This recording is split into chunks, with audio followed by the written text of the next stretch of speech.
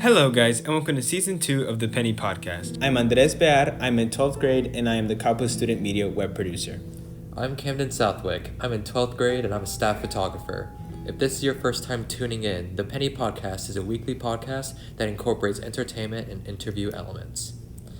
Now, starting off with our CSM highlight, this week it's going to Sreeja Mudumby for her article, Problem Solvers, Freshman Coders Capture Regional Crown, published under our news section. I'll recite the opening to her article. As the clock runs, their fingers rapidly type lines of code. All too soon, the clock stops, and the students huddle to congratulate each other for their effort. They anxiously wait as the winners are called. I personally found the story to be very interesting, as I had never heard about coding competitions before. To read the rest of Sreeja's piece, head over to compelstudentmedia.com. This week on One Shot, the lineup for Coachella recently released, which found many people surprised at this year's artists. One of the headliners, Frank Ocean, hasn't performed in a festival setting since the Flow Festival in Finland 2017. The lineup this year has over 170 artists, with notable headliners besides Frank Ocean being Travis Scott and Rage Against the Machine. Camden, what is your opinion on huge music festivals such as Coachella? I think they're really cool. It's just nice being able to see like huge gatherings of artists, being able to listen to all your favorite songs and stuff at once, with other people. I agree. The sidekick has multiple positions and roles which our staff members fall under. Of the bunch, writers and photographers tend to work together the most when it comes to the production of a story. In order to understand what it means and how it feels to be a photographer assigned to a story, we invited one of our best photographers to the Penny Podcast studio. What is your full name, grade, and favorite color? My name is Lilly Gorman. I'm a junior, and my favorite color is mustard yellow. Okay. Let's see. What is your history with photography? I got my first camera when I was 14. I feel like a lot of people have been like, I got a camera when I was 7. It changed my life. It was a toy camera, but no, that really wasn't kind of me. I always just thought, my favorite band, one of their photographers was a film photographer, and I always thought 35mm was interesting, but my favorite band having a giant influence on me as a 14-year-old caused me to go look around in my grandparents' attic and find my all-time favorite camera, which is my Canon AE1 from 1981. So that kind of started that out, and I was doing a lot of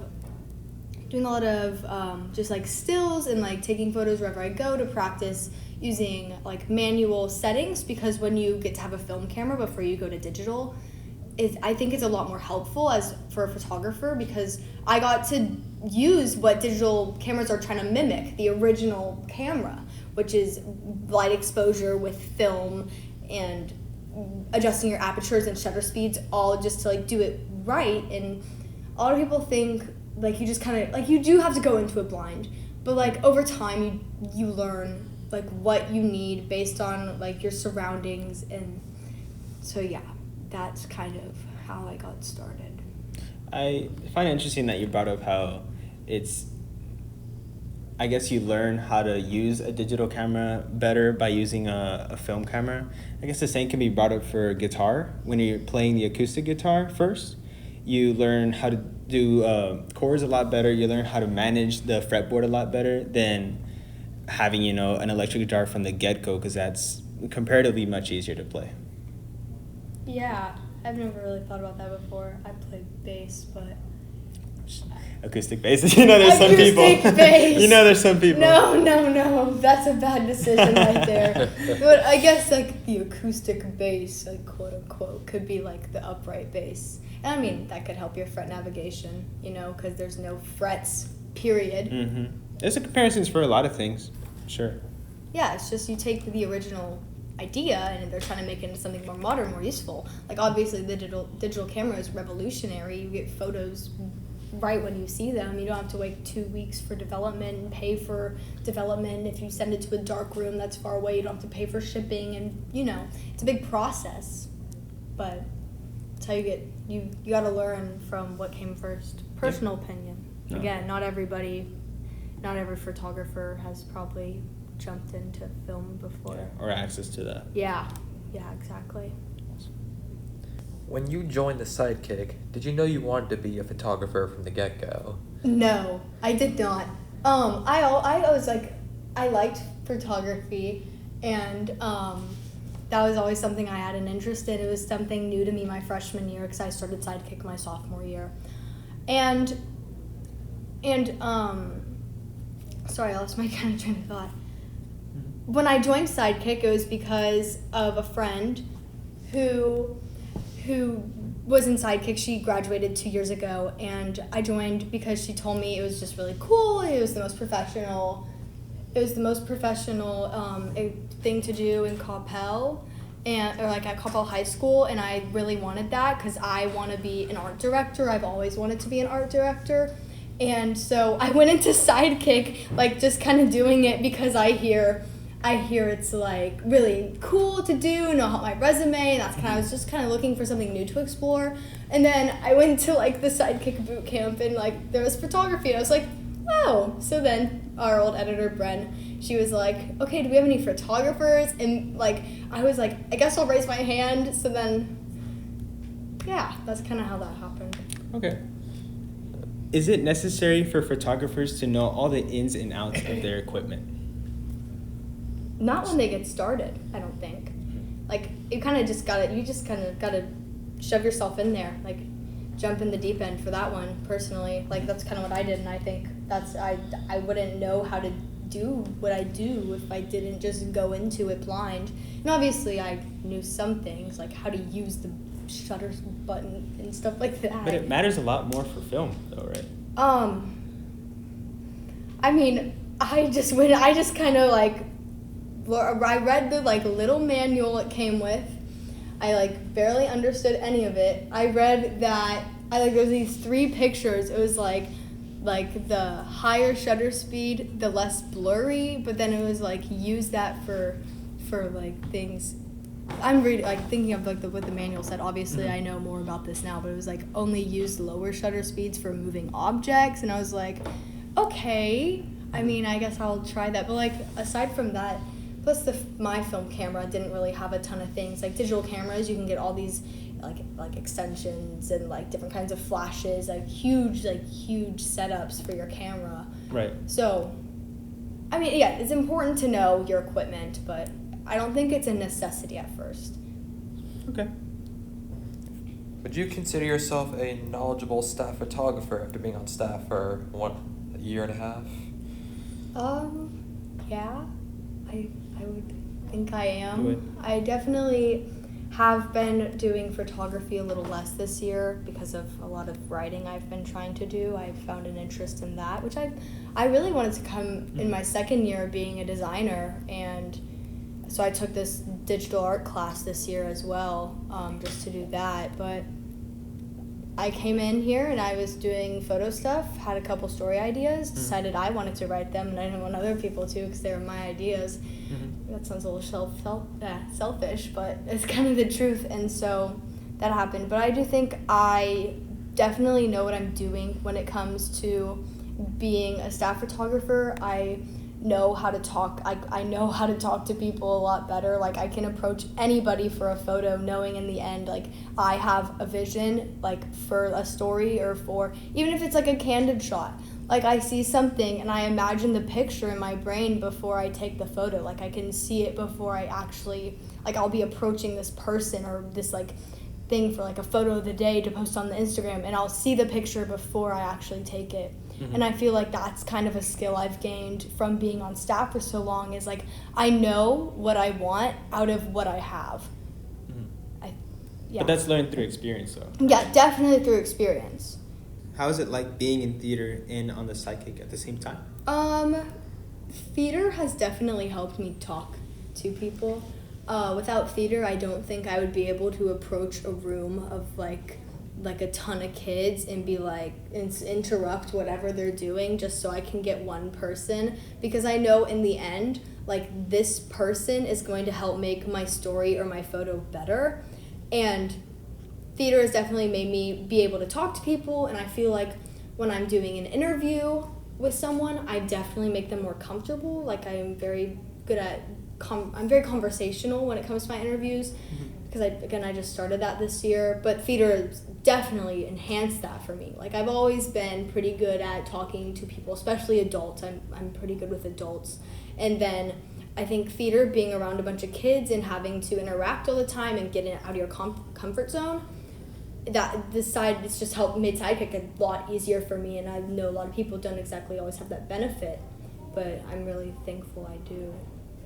Oh, another one. Theater. I'm a technician, I'm a stage manager, and that has made me not be afraid if I'm taking a photo or a video.